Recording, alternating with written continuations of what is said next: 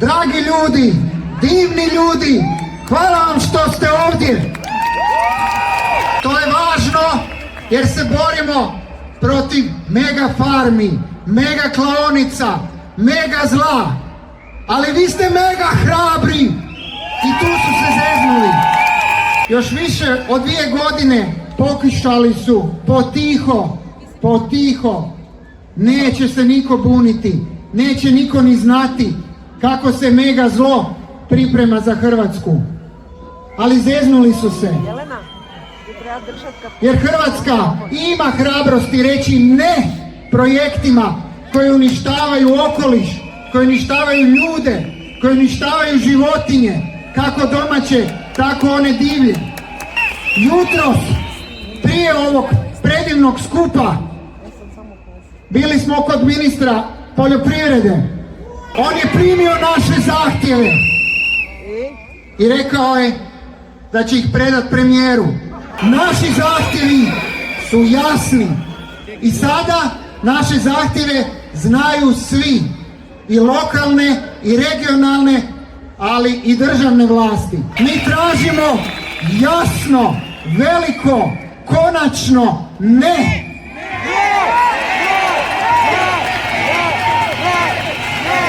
I to ne samo za Sisačko-moslavačku županiju, koja neće i nećemo dozvoliti da bude smetlište, da bude klaonica, nego da se to ne dozvoli bilo gdje u Hrvatskoj.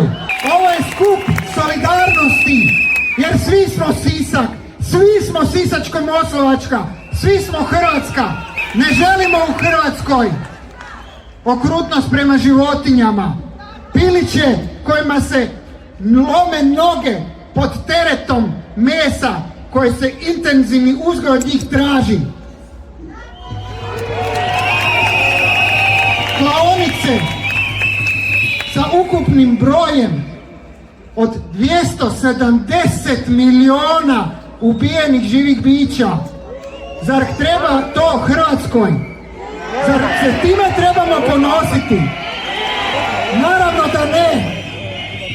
Trebamo se ponositi našim ljudima, našom netaknutom prirodom koju trebamo štititi, okolišem u kojem ne samo da žive životinje, nego i ljudi. I to ljudi koji se još nisu ni rodili. A što će biti ako dozvolimo ovo? Jel neko razmišlja što će biti za 10 godina, za 20 godina, 30 godina? Ne trebaju nam investicije koje ne misle na tu djecu koja će se tek tada roditi.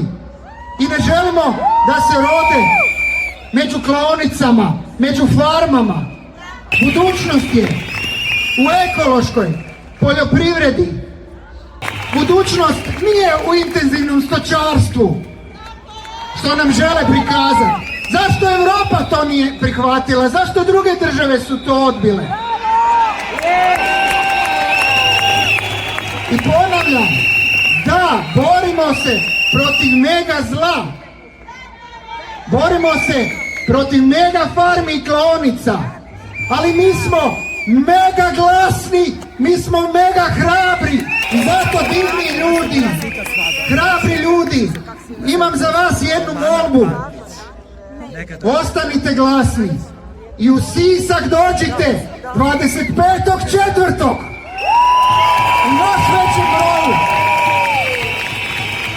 I Sisak, i Sisačko-moslavačka županija, i cijela Hrvatska su zajedništvo.